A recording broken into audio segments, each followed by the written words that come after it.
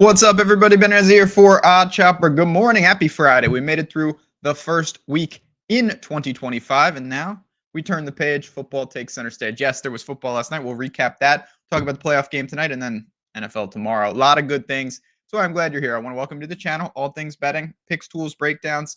Take a look around, subscribe. But our job here is to put a single bet on the board, and we're going to do that momentarily. Let's look backwards, though. Got to always recount. We are off to a great start, 7-1 on the year, and now we're 7-2 on this video. Penn State had their chances. Everyone, if you watch the game, great game. Some weird calls in there, but they had their chance. More than one. Can't have those type of turnovers. They deserve to lose. Notre Dame's a good team. It's going to be a fascinating championship, no matter who they get. But let's dive right into it, and then we'll talk about what else we've got going on here at Odd Chopper. Right in the Tails Marketplace, I went back and forth on this game quite a bit.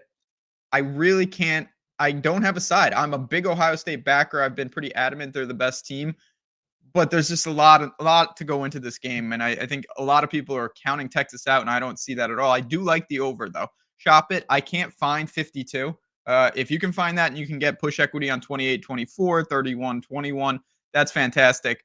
I can't. 53, flat 53 at minus 110, though, is the spot that I'm going to right on Caesars. Let's talk about the teams. I mean, when you get into games like this, I do find it a little awkward to break down just because the units are so good and the data is so somewhat noisy because you're taking like non-con, then you start isolating against playoff teams, and then it's not a big enough sample size. There's just a lot of that to go around. So we have to kind of infer what type of game we're going to get. So if you look at the pace, Ohio State plays slow. Texas plays relatively fast. I don't think that's a huge factor. I think the game will be played at a moderate pace. Then you look at what have they done in the playoffs. Okay, so Clemson, Texas just ran it down their throat. That's not happening. I think you could throw that out. That was 38-24, which would be a great score, but the way that happened was just unrealistic for this game.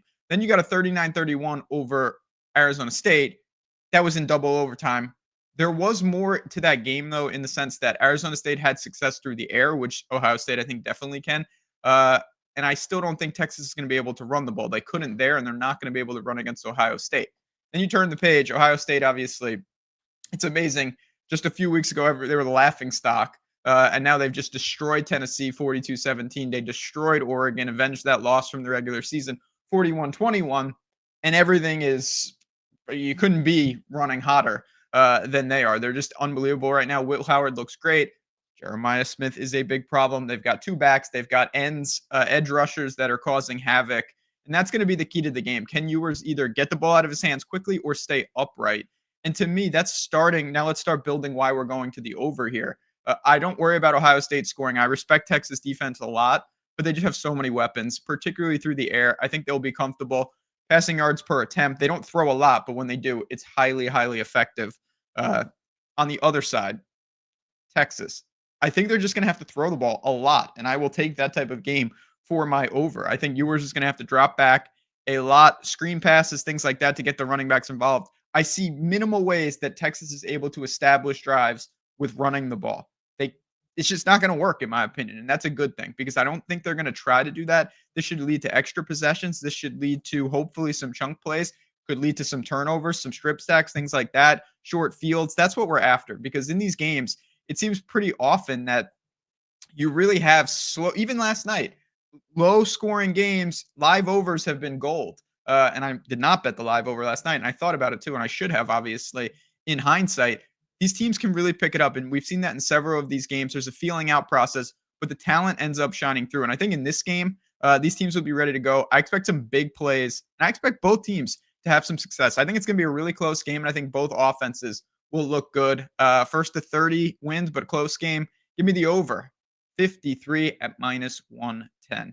I mentioned, obviously, if you have boosts and promos and all sorts of things around this game, there's going to be a lot of different ways to play it.